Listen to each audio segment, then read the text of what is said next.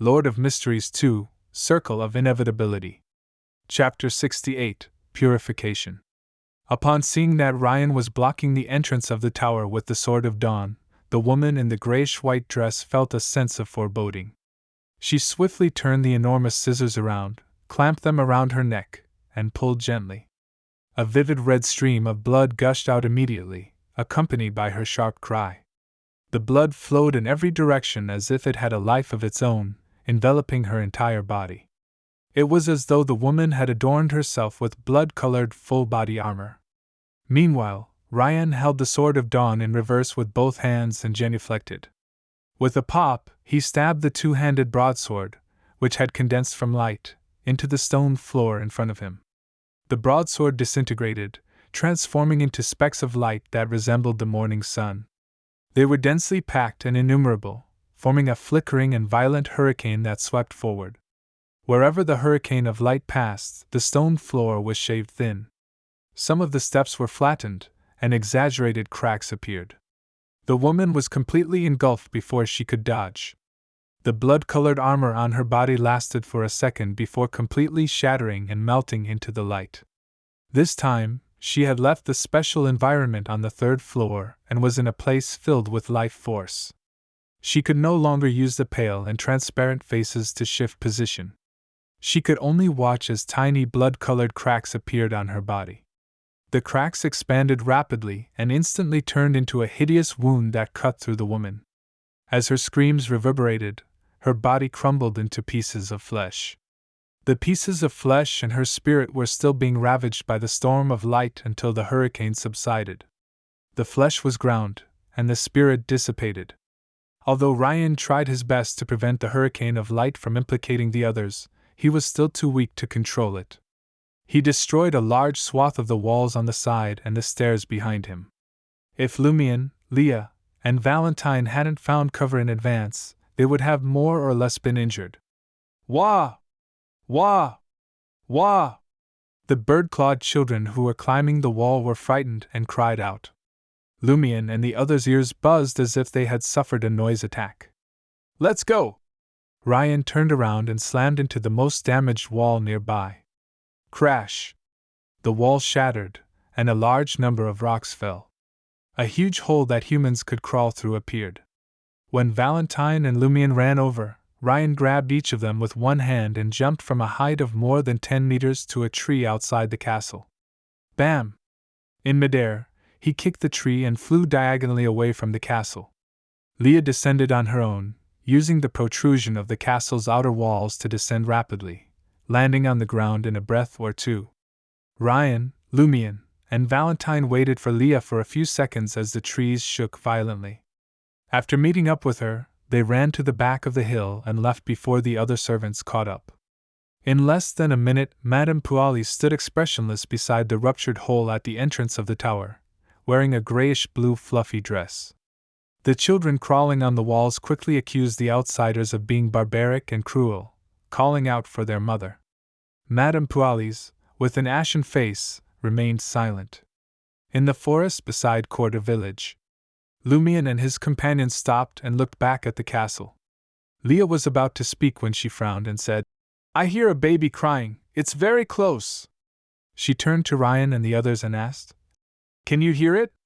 Lumion was startled and listened carefully, vaguely hearing the sound of a baby crying, but it was not as close as Leah had described. In fact, it sounded distant. I can hear it a little, Ryan answered truthfully. Valentine's expression changed as if he had thought of something. At the same time, Leah's face twisted in pain, and she instinctively pressed a hand to her abdomen, where there was a distinct swelling and squirming. Valentine quickly went over to Leah and placed his hand on her head, saying a word in ancient Hermes that Lumion had just learned. Sun! Golden translucent liquid drops condensed out of thin air and sprinkled over Leah's body. Illusory black smoke immediately rose from Leah's body, and her expression alternated between distortion and normalcy. Finally, her abdomen returned to its original state and stopped squirming. Phew! Leah breathed a sigh of relief. I narrowly avoided becoming a monster's mother. Luckily, we took care of it in time before it could take root. She wore a smile on her face, unfazed by the bizarre and terrifying experience. Leah turned to Lumion, Ryan, and Valentine. Would you like to purify yourselves with holy water? I worry that you may unknowingly become mothers. Yes. Lumion agreed immediately, but Valentine approached Ryan first. Placing his hand on Ryan's head, he uttered the ancient Hermes word. Son! Holy water formed and sprinkled down, but nothing unusual happened to Ryan. Valentine purified himself next, and no black smoke appeared. He then walked over to Lumion and placed his hand on the hunter's head. Son! He repeated, and droplets of translucent liquid fell. Lumion suddenly felt a sharp pain in his heart, as if a snake were burrowing inside. Each time it moved, Lumion's heart raced or slowed down, causing extreme discomfort. In the next moment, Lumion heard the mysterious voice that seemed to come from an infinite distance, but also sounded close by. It wasn't as clear as in his dream, so it prevented him from entering a near-death state. Just as Lumion couldn't take it anymore, Valentine stopped the purification and nodded coldly. There's nothing wrong with you either. Phew. Lumion breathed a silent sigh of relief, feeling as though he had been pulled back from the brink of death. At that moment, he roughly understood what had just happened. According to the mysterious lady, he was severely corrupted by a certain hidden evil god. He could only maintain his normal state by relying on the timely seal of that great existence. Accepting the purification of holy water was like a devil embracing holy light. He was bound to experience problems. In other words, he was an evil god pollutant that needed to be purified. Thankfully, if Valentine had kept going or had been a little stronger, I would have exposed my abnormality even with the seal of that great existence. I can't undergo purification in the future. I won't even be able to find someone to exorcise the evil. I'm the evil that needs to be exorcised. Lumion rejoiced and didn't let the remnant pain appear on his face. Upon realizing that his companions had been cleansed and all risks had been eliminated, Ryan promptly suggested, if we make our way to the edge of the village now, we'll activate the loop. In the event that Madame Pualis discovers a clue and catches up with us, we can attempt to flee and restart the cycle. Noticing Valentine's perplexed expression, Ryan added, I'm concerned that if we die once during a cycle, there may be repercussions once the loop is lifted. Therefore, it's best not to perish at this moment. Understood. Leah agreed before Valentine could interject with any radical ideas. Observing that his two companions had arrived at the same conclusion, Valentine simply nodded.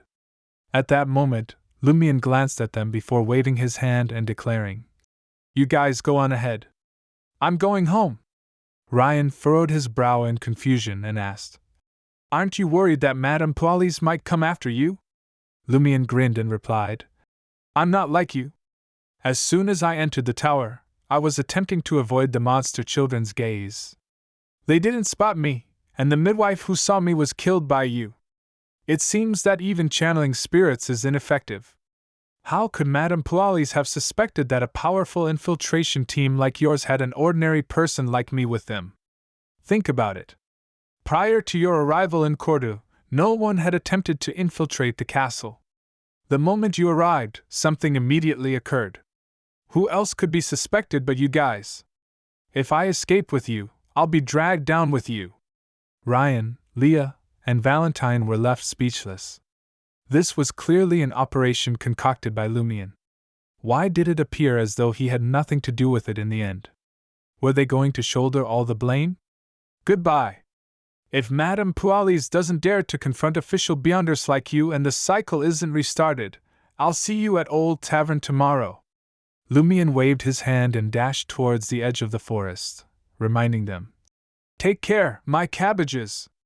Once he exited the forest, Lumion's expression became serious. The explanation he provided for not escaping with Ryan and the others wasn't the only reason. It was more of an excuse. His primary objective was to return home immediately and rendezvous with Aurora. As soon as Aurora invited Madame Pualis for afternoon tea, someone snuck into the castle, and they were the prime suspects. Lumion had to inform his sister that if Madame Pualis came to interrogate and silence her, she should sell out the 3 foreigners and agree to Madame Pualis's imprisonment. She could discover and dangle a valuable secret to delay Madame Pualis for a while, preventing her from executing anyone on the spot. Only by staying alive would there be a chance. Even in the loop, Lumion couldn't afford to die easily in case something catastrophic occurred once the loop ended. Furthermore, once Madame Pualis caught up with Leah and the others, if she emerged victorious, one of Ryan and the other 2 would trigger the loop and erase their memories. If she lost, what was there to be concerned about? Lumion gritted his teeth and ran home through the village road, enduring the pain in his calf. Upon seeing Aurora standing at the door, appearing completely unharmed, he breathed a sigh of relief. "Is everything all right? Is everything all right?"